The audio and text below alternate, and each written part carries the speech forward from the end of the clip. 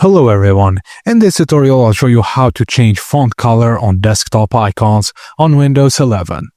Firstly, open the settings by pressing Windows plus I to open the settings menu. Navigate to Personalization then Background. In the Personalize Your Background drop-down menu, select Solid Color.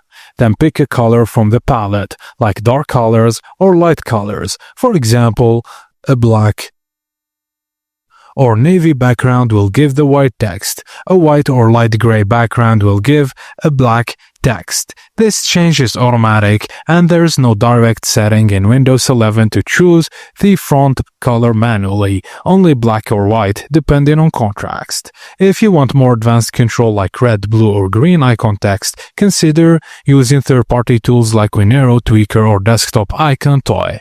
And that's it guys, thank you for watching and please don't forget to like and subscribe for more.